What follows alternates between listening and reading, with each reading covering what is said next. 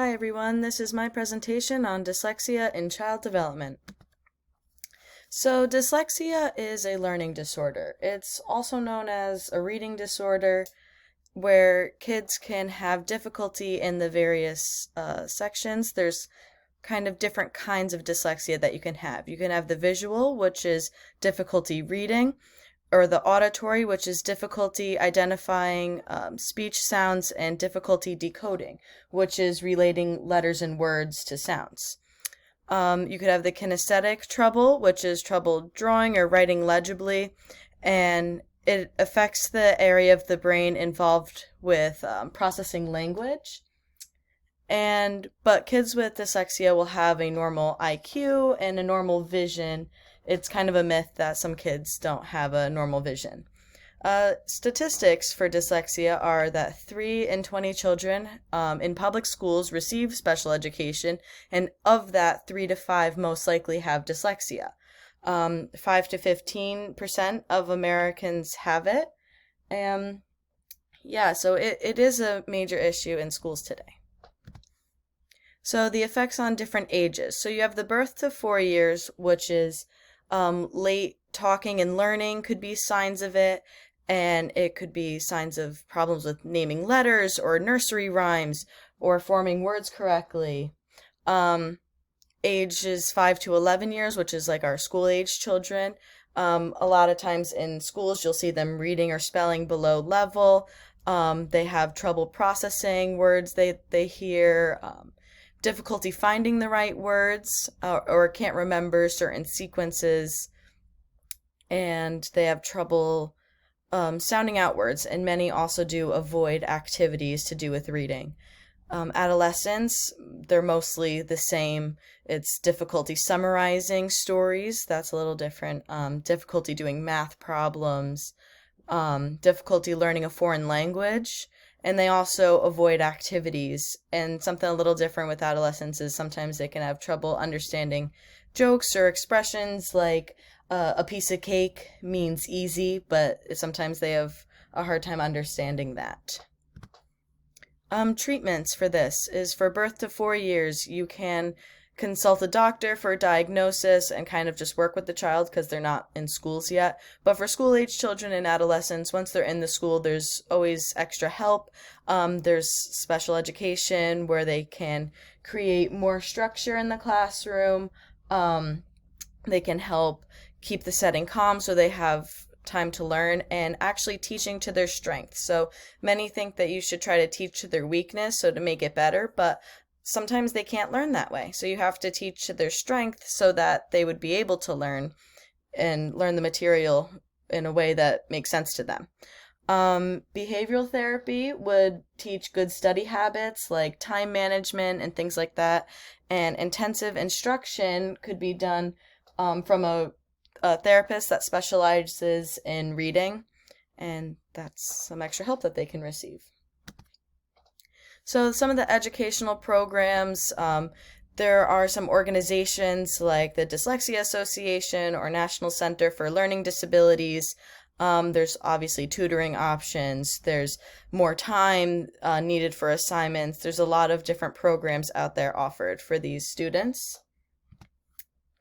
So the influences on nature versus nurture. The research article that I had found actually has mostly to do with the nurture of dyslexia. But as for the nature, the genetics, it can run in the family. Also, the biggest issue is it's a brain malfunction, and so a study's shown that the brain has reduced activity in areas that process language and increased activity in areas that involve spoken words. So it's kind of like a flip-flop where there's something like a glitch in the system. And then as for the nurture, it can cause a lot of stress to the family, and that's part of my peer-reviewed study. And then there's a lot of time spent with the children reading, so that could actually be a good thing, that you have more family time spent with the children, doing various activities. Home must be kept orderly, that affects the family life. And you have to be careful how you treat the child, not to blame them for their blame them for their problems. And sometimes their peer relationships can be harder and they can't make connections as easier based on their social emotional disabilities, which we will talk about soon. So effects on language development, we've kind of already mentioned. They have trouble spelling, vocabulary, grammar, hearing words incorrectly, various things like that. But as for oral language development, there are different things like phonological memory, which is the memory for speech sounds and pronunciations of labels, like letter names, like parts of words or entire words. They have trouble remembering these things. Phonological production, they have trouble producing these multisyllabic and phonologically complex words, like specific. They have trouble saying those things. They get mixed up. Phonological retrieval, just word and name retrieval. They have trouble retrieving the right words to say. Phonological awareness, explicit awareness of the sounds of language. So they sometimes have trouble with these things where they don't understand various sounds of language. The effects on the physical development of the child. So studies also have shown that 90% of dyslexic children have motor development issues. They have problems learning language. They have trouble with fine motor skills. They have trouble with the manual dexterity, and some even have shown they have trouble with balance and coordination. These are all things that have to do with their physical development as a child as they grow up, if they have hard times writing, and that could really affect their fine motor skills.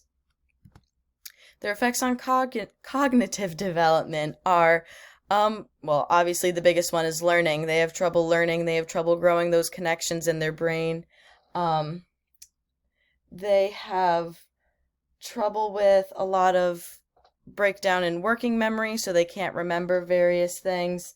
They have trouble with like processing speed, where they can't think of things fast enough, or deficit in related language processing. Like, this is all neurological issues within the brain. And they have trouble with the problem solving skills, which is the concrete operational stage, which this is a big part of school age children, is their problem solving skills. And if they're having trouble doing that, that's a big part of their development. So lastly, the effects on social and emotional development. A lot of times these kids can be troublemakers. They can be too quiet, where they don't want to engage in a lot of activities for fear of failure. These new situations can become very anxiety provoking, and they could be situations that frighten them, so they don't want to be a part of it. So they have a lot of anxiety that come across with this, a lot of depression.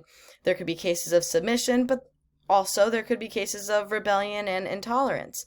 There could be cases of compulsivity or disorderly compulsivity. They could be the class clown, or sometimes the communication skills could not be as developed. And a lot of these children can be very angry. So they get very confused and they become angry for these things. They're at risk for a lot of emotional disorders with these children.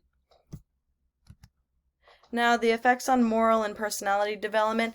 Morally, these children can still grow perfectly fine. They have a sense of what's right and wrong. They could be at the same moral stage. And their IQ obviously isn't changed. Those two things are kind of like unchanging. The personality is where it can be frustrating, because the self-image that's big for children of this age could be skewed. So this goes back to Erikson's inferiority versus industry. If children are being frustrated and kind of pushed off to the side, they might feel inferior to others as opposed to where they should be. So if the positive self-image is not established for these children, they do feel inferior. And then we have my research article, the objective of this study was to assess the behavioral emotional problems in children as determinant of stress in the mothers of children with dyslexia. So it looked at the mothers of these children and assessed the stress level that everybody was under, which is a big part of nurture. This is how it relates to class. I mean, this study was a big part of nurture in children with dyslexia in the home and how it's being taken care of. So the subjects and methods for this study were children ages 7 to 12, and it was based on the comprehensive behavior rating scale of children. So this scale was how they administered it to mothers of dyslexic children to measure their stress level. The results were that children with dyslexia show elevated behavioral emotional problems.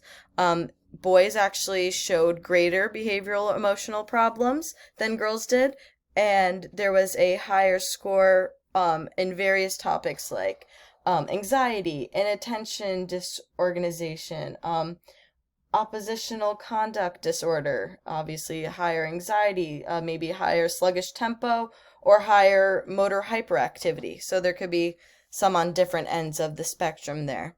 And mothers had more stress, and obviously they had more stress, and sometimes the mothers that were in lower classes or were less educated reported even higher stress levels. It could be for various reasons like lack of support when educating their children because it's frustrating for them, and other reasons as lack of money to get them the extra support like tutoring. The conclusion was that children with dyslexia have a wide range of behavioral and emotional problems, and that could be mainly attributed to the maternal stress. So the home environment is really crucial to these children with dyslexia, and there's a need for parents and teachers to be involved so that the classroom is aware and that they can have a proper setting at home and at school, and they can achieve higher academic performance as a result of that. And lastly, here's my works cited.